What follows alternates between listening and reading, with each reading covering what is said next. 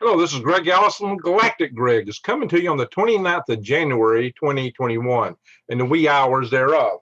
Time on deck, 03:46, 100 hours AM, that is, in Central Standard Time. Now, I welcome heartily SpaceX to the sea launch business. Yes, I have had a hand in that myself. I'll show you a little video shortly where I was doing that 21 years ago. Now, I think it's a wise choice. It's a good move, and I applaud SpaceX for taking this bold move for several reasons. I'll go into that in a little bit. But in the meantime, I show you here a picture of just a little rendition of their oil platform that they're one of them that they're planning to launch from. And of course, that is the Starship SN8, which they flew and it had a explosion landing at the launch pad. So hopefully when they get on these oil decks, they won't have that kind of problem, but they could, and they've done that on boats and continued with some of their earlier landing tests. Now, actually what they're planning to do is fly a full up Starship, not the SN, not these prototypes like a SN9, which we hope they launch today. And I may do that video in terms of posting it before I post this one. But that is SN8. And what they would do is have a full up Starship with a super heavy booster underneath. So you'd have a much larger configuration launching from these oil decks. And that's very important. And I'll go into that in a little bit as to why it's important they do something like this. So let me tell you about this oil rigs here. SpaceX bought two Valaris oil rigs, Valaris 8500 and 8501. I hope I get the pronunciation right. These oil rigs were built in the years 2008 and 2009 respectively. And SpaceX has now named them Deimos and Phobos. Yes, after the moons of Mars. Very good, right? And so they're now actually at Port Brownsville in Texas, near the actual SpaceX complex at Boca Chica, where they're building their Starships, that is, I should say, their Starship complex in Boca Chica. Now, these oil rigs were scheduled to be decommissioned, and decommission was a very expensive process. So you basically can say that SpaceX repurposed, or as I like to say, recycled these oil rigs. As many of you know, I have a side business of a worm farm, which is very much a recycling business. And I hope one day to have worms on Mars and Venus. So now all that said, I also want to pay homage today. Let me get out of this share here. We'll talk in general. I'll pay homage today to, we're right in the middle of a season of space catastrophes. All of America's big space-flight catastrophes took place, at least the NASA ones, within the span of just a few days here at the end of January and beginning of February. In fact, the Apollo 1 fire took place a couple of days back in history, 27 January 1967, where we lost Gus Grissom, Virgil White, and Roger Chaffee. And we have schools named in Huntsville area here for these astronauts that we lost back in 1967. The concrete pad where that stood on is still in Florida, where it was last time I went there. They were talking about tearing it out. Hope it's still there. Very historical place. Of course, they had a whole building set upon it at one time, and all that was left was just a concrete stand. Also, you may know the Challenger accident was anniversary was yesterday, the 28th of January. We lost the Space Shuttle Challenger, 28 January 1986. And some of you weren't even alive then, were you? And we lost the Columbia Space Shuttle, which was the very first one to fly. The Space Shuttle Columbia is flown right over this house on the back of a 747. I was going to sit one day, and it was circling around the Huntsville area, and it came right over, directly overhead, right over my driveway, actually. So we lost that, unfortunately, on the 1st of February, 2003. Just before I started the current day job that I'm working now. We started the orbital space plane at that point, and I took a job working orbital space plane with the company I'm working with at the moment, and that's a contract. I've also done some contract work with SpaceX, but I was a space engineer long before all that. So when I said I heartily welcome SpaceX to the sea launch business, I said because I've been there myself. So let me show you here real quick. Another screen share. Bing, bada bang. I gotta find my, there it is. As a matter of fact, uh-oh, don't go there.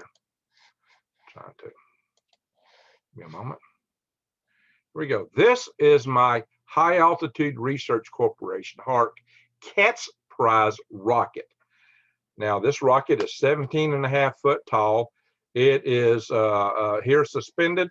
It's actually got a cable home. There's a balloon overhead. This is the boat to Mr. Offshore, 200 miles out in the Gulf of Mexico.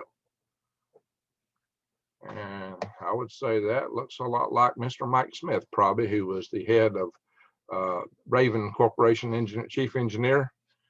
Might have been there too. He was a tall man, or he still is.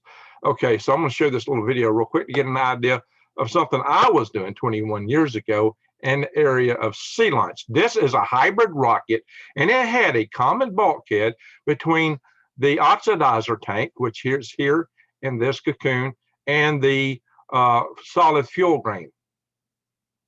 An idea that was many, many years later patented by Burt Rutan. He claimed it was his greatest invention. So much for that. But check this out. Just cut the cord in a minute here. We're getting everything out, about to cut the cord, let it go. That is Glenn May. Glenn May was killed in a accident of the cold flow test of the oh shoot, Spaceship 1, no, Spaceship 2, Spaceship 2 cold flow test. There it is on a balloon. That is an air-launched hybrid rocket. The engine, and that rocket is the granddad of the Spaceship 1 rocket that won the X Prize. And Glenn May and all of the guys that had involved in this project were involved in that project. Tim Pickens and many others. All right, we don't want to go all that. All right, so we'll sell that. Excuse me. Now, some of you have, I posted a video on the SpaceX site back several months ago, and somebody said, "What y'all doing getting this newcomer on here? You shouldn't let newcomers like this on. You should out." And they named off several other YouTube channels that do space stuff. Well, pardon me, I'm no newcomer by a long shot. Before that project, this is me talking about a project I did in 1997, one that got me in the Guinness Book of World Records, by the way, for launching a previous, another.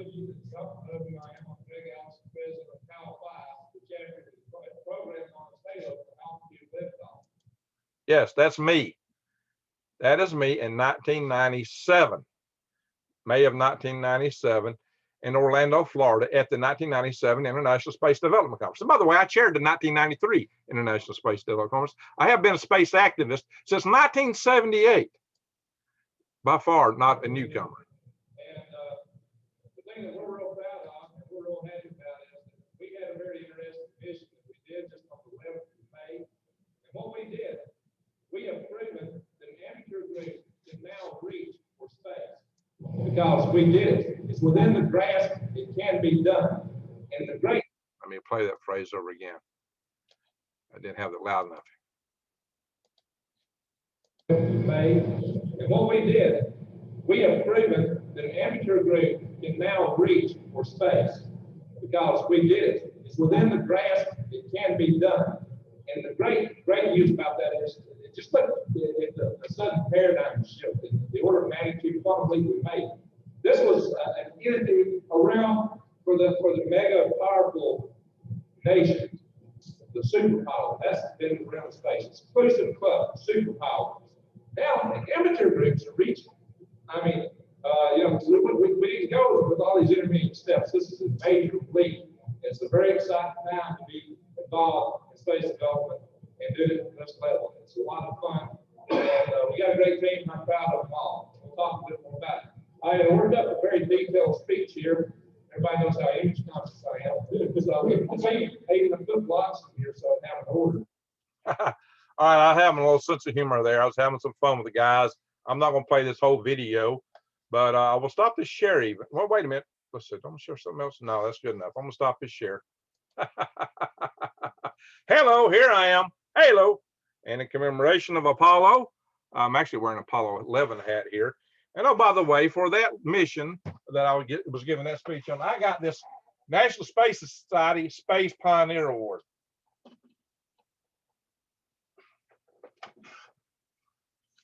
I was a space entrepreneur. I was new space before there was a word for it. Even before Elon Musk even dreamed of such. So don't call me a newcomer by any means. Oh, by the way, though, I also, like I said, I was a member of the L5 Society, space activist from 1978. There's my L5 pin. TITAC, L5. And by the way, I was also a member of an X Prize team, a couple of X Prize teams actually, but I was as president of the High Altitude Research Corporation, which did that Cat's Prize launch earlier. We later into the X Prize with our Liberator rocket. And we actually had a 12,000, we had two 12,000-pound thrust, liquid jet injection thrust vector control system, reject cooled engines. Yeah, kerosene engines. You know, we developed hybrid engines, which actually won the subsequent, spinoff of them won the actual X Prize. There, oops. This is the pin that's supposed to be only given to members of X Prize teams. So those who want to call me a newcomer, ha ha ha. Oh yeah, I get awards from NASA too, the silver combination award and things like that. So yeah, guys, I've been around. That's from me running the 93 conference. This is me founding the Huntsville, Alabama L5 Society in 1983. And that was my third chapter.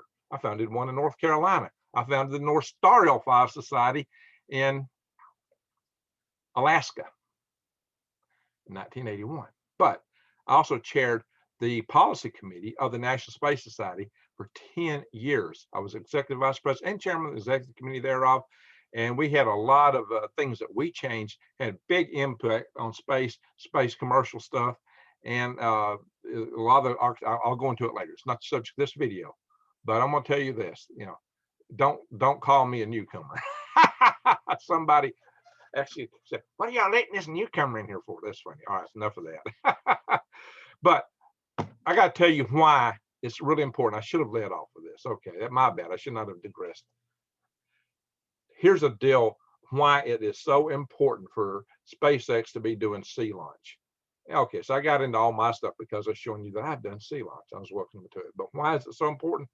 Because there's a huge risk at flying a vehicle like a full-up Starship near settled communities.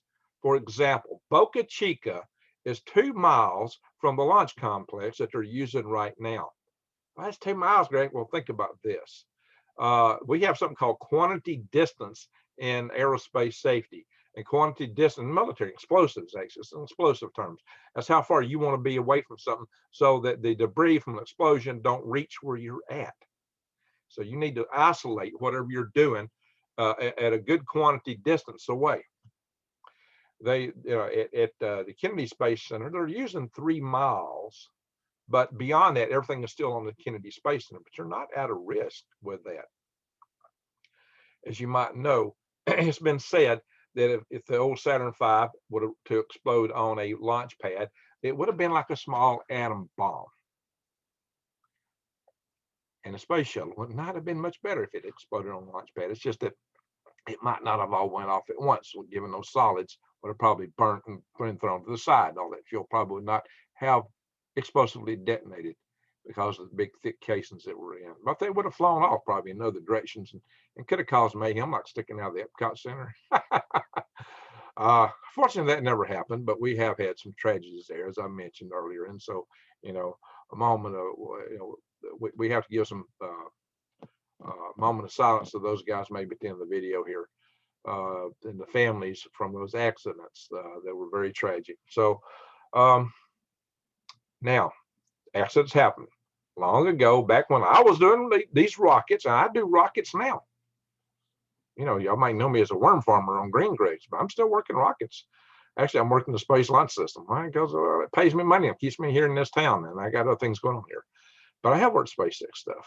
I was, like I said, I was new space before there was a word for it. And this award proves it, okay? Now, all that said, And I had a big hand in establishing this kind of space policy that allows SpaceX and other companies to do what they're doing today, Virgin Galactic, for example. Now, all that said, the real risk is this. If you think about, I did a video, actually. The video was, will SpaceX nuke Boca Chica? And the reason I ask that is the following. I hope not. I definitely hope not. SpaceX, hey, they have the highest reliability record of any Western rocket at this moment. Don't mean it'll always be that good, because Allison's laws of rockets that I coined back when I was doing rockets were rockets go boom, rockets have always gone boom, and rockets always will go boom. Our job is to make them go boom less often. But this is just a fact of rockets. So you get so much energy, so much pressure, so much stress. It's never going to be just like, getting in an airplane that's flying around. Never be quite that safe with a rocket. There's too much energy, too much pressure, too much high Q, high stress systems. You try to, for a rocket, you got to get the weight down as much as you can. Yet you got to contain all this pressure, the temperatures. You ride up on a controlled explosion into space, which has got a vacuum and temperature extremes, and then you come back like a meteorite, because you have to take all that energy. Energy equals 1/2 mass times velocity squared, and when you're traveling that fast, that's a lot of energy. It's like every cubic centimeter in use is packing a stick of dynamite. Okay, now all that back. Let's bring it back down. The Russian N-1 rocket blew up over the launch pad, and when it did, it flung debris 6 miles. 6 miles. Starship, with super heavy, will have about twice as much fuel as either the Saturn V or the N-1. I would dare say it could throw debris over 6 miles. To be 2 miles away from that, even 2 miles away from SN9, is not a good thing. I would highly encourage the people in Boca Chica to sell their places to Elon as he offered, if you're still there. Some took it and some probably didn't. I have to check into that. But that's why I did that video and said, well, SpaceX nuke Boca Chica. It's just, it's a possibility that one of these rockets could fall, and I'm using the word nuke, metaphorically, but about the same result. If your house is destroyed, not a pretty picture. The Chinese actually had a long march go into school and wipe a school out. They don't care. They got so many people. They don't have the same sensitivity we have about things like that. So that would be a bad day for SpaceX if something like that happened. That's why it's really good that SpaceX is going to sea with these larger vehicles. In fact, still people in Boca Chica ought to get out, because they're still doing a lot of things right there at Boca Chica, and probably will for some time. But that idea of going out on an oil rig is really good for several reasons. One, it gets you safety. Two, it gives you operational flexibility. It will mean the FAA will be a lot more lenient toward your launch license. And what Elon's discovering is he's having a hard time getting these launches. So I should have let out with this before I went all my stuff, right? So SpaceX, any company that's launching a rocket has to the FAA show that their probability of casualty is below a certain threshold. It's called E sub C. And that number is, okay, I'm forgetting the number. I used to know it back when I filed my own launch applications, like that rocket I just showed the video for. We filed with the FAA a launch waiver application about that darn thick. And we still got that paperwork somewhere on a computer, I suppose. I had it printed out at one time, maybe in one of my many files. So yeah, we did a lot of paperwork for that. We had to demonstrate that our probability of casualty, and turned out our rocket was so small, it was pretty low. But we launched 200 miles out in the Gulf of Mexico, and that's one of the reasons how we got around having to worry about that so much.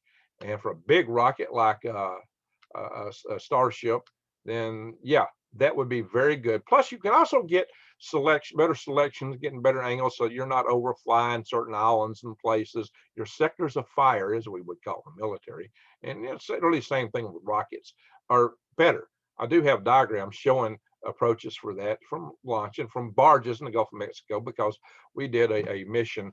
I'll do another share here. Hang on. I did a mission after I did the one that got me this. Now that was a club project, the Halo project. Let me do another screen share here. See if I can pull that up. Here we go. I have to hit escape. I don't want to be. Okay. Isn't that a real pretty speech? This is it. Hang on. We launched the rocket on May. Well, I think that's loud enough. There we go. Let's shut that down. Tabs on the video stuff here get my way sometimes. Not that, not that, not that. Here we go. This is my Halo SL2 rocket right there. That was the SL1 one, Space Launch 1, Sky Launch 1 rocket, excuse me, that got me the Space Pioneer Prize. This is our Halo SL2 rocket. It actually got hung up on the launch gantry and came at us on the deck of this NASA Pearl River barge. We did a joint project with NASA for this mission. The first one was off the coast of North Carolina, near Topsail Beach. And here's the balloon inflation we were doing at sea. So we did a few of these. This was our first at sea balloon inflation. I'm probably down here. That's probably me there in one of these pictures. But this deck was 200 foot long and that's 70 foot wide. This was a huge deck, the NASA Pearl River barge. And we're out in the Gulf of Mexico here. In the area of a lot of these oil rigs, we're really too close to them for this mission, but NASA had took on the responsibility for that mission. I made sure when I did my own missions, I got the heck away from that area. I don't want to be anywhere near any oil rigs. In fact, our gondola came down close to an oil rig, and we flew down. We had a guy flew down and got it. But this is that's part of our sea launch stuff. I did quite a few little sea launch exercises after we did SO1, just to give you an idea. So there you are, my friends. And oh yeah, any other? Yeah, that video there don't work. Just to give you some ideas. I am. This is the High Altitude Research Corporation. I'm actually still president, although it's kind of in a. I don't think that email works. I don't think that phone numbers. Yeah, we got to update this stuff. Those contact data is not good. Yeah, we did a lot of different things. Wait a minute, that's actually a Halo picture there. So just to give you some ideas, we had a lot of stuff going on way back in the days. There's a link to the X Prize Foundation. That is still active. Let me stop this share. Okay, there you are, my friends. Yeah, so this is going to help SpaceX a lot in terms of risk avoidance, operational flexibility for how they launch, where they launch, and when they launch, and dealing with FAA. And quite frankly, according to the international treaties, you don't get out of having to file a launch waiver application with your country if you're wherever you launch. You're still bound by that. Something a lot of people don't understand. Oh, we go out to see them. We don't have to do it. Oh, yeah, you do. Yeah, you do. But it'll be a lot more lenient. And you have less. See, here's nothing. When you're close to the coast, you have to worry about air traffic corridors. One of the things that you have to do with an East Coast, that's a very heavy air traffic corridor, the Eastern Corridor. And I had to launch through that with my SO1 rocket. And that was a pain. In the day, I was doing straight with the FAA towers to work that out. However, it's not as bad coming out of Brownsville area, Boca Chica.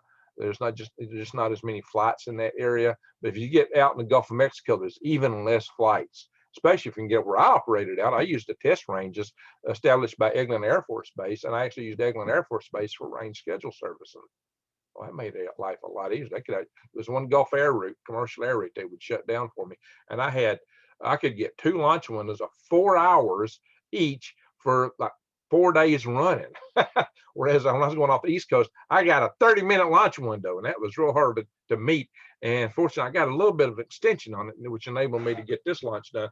But I barely got it. And you had to go first thing in the morning there off the Carolinas. Now, if you get down to in Florida, it might not be as bad as you go, further down the coast. The traffic dies off a little bit, but that's a very heavy air corridor, and you still have that to do also in Texas, just not quite as bad.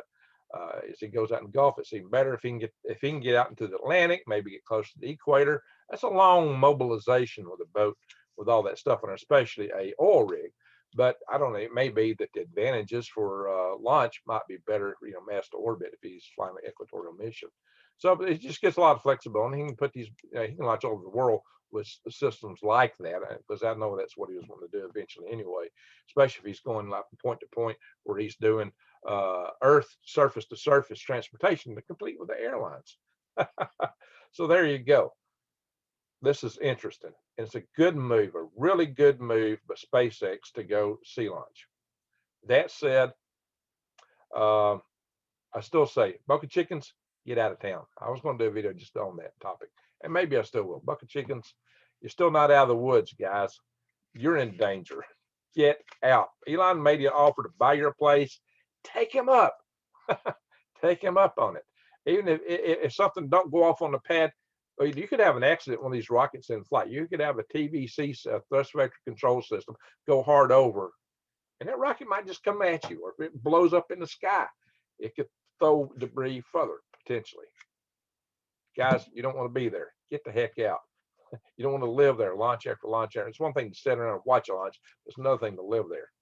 All right. So that said, don't commit your family to that kind of risk. Your home, your families. I wouldn't. Now maybe you maybe just want to take the risk. Okay, I won't tell you can't do it, but I will tell you that it is a risk. It's a real risk, and it's just a risk. If that stuff's coming at you, you probably won't be able to get out of the way quick enough. You probably won't. That stuff happens so fast when that stuff starts coming at you. And that's true. If you're out there watching a launch like that, you're at some risk. The further off you are from it, the better. The Kennedy, they keep everybody at least 3 miles away. That helps, but you ain't entirely out of the woods. Not entirely. Not entirely. Just know that. Rockets go boom. Rockets have always gone boom, and rockets always will go boom. And that's Allison's laws of rockets. And I claim it because I come up with that. And I did it when I started doing rockets. So I've got the right to claim it. It's my idea. And I was doing the rockets, and I've seen them go boom. And I've had to run from a rocket in my right on the deck of that boat. That was interesting. I was living in interesting times. Okay, my friends. I wish SpaceX the best of luck with the SN9. They may have flown it before I post this video. I don't know, because if they fly that thing early in the morning before I get this thing up, I will do that video first. That will be big news, and I will post that video first. So if you see this video after it, that's why. But I just want to get this one recorded tonight, because I just my time is tight. I got to get up in a couple of hours and work, day job work. It's 4:14 right now, Central Daylight Time. So that's the way I roll. I'm a busy puppy. It's hard for me to find time to do these videos. So I just want to say with that, thank you everyone for watching. So that I know you watched this far. So hey, Greg, I like Allison's laws of rockets or something like that. Oh yeah, hey, I got other X Prize memorabilia too. Like that was just from the X Prize Cup. Oh yeah, my shirt. Yes, my shirt. And I'll just have to show you some more stuff one day about some. I will do a lot of videos about some of my. Actually, when I started this channel, I was planning originally just to show video of all our test firings that we did back developing our hybrid rockets. And I got thinking, well, that's probably going to be boring. And they're all sitting in that cabinet in VHS tapes. I need to convert them to digital for those tapes to write. I don't know if you'd want to see that or not. So tell me, would y'all like to see just test firings on the test stand of hybrid rockets out in the middle of the woods in North Alabama that we did back in the 90s, starting in 94? That's when we started doing that. All right, my friends, I thank you for watching. Y'all have a great day, and I wish the best of luck to SpaceX, and let's hope that nothing ever comes on Boca Chica. I hope not, but I would just advise the people to get out if you can. All right, folks, thanks for watching. Bye-bye.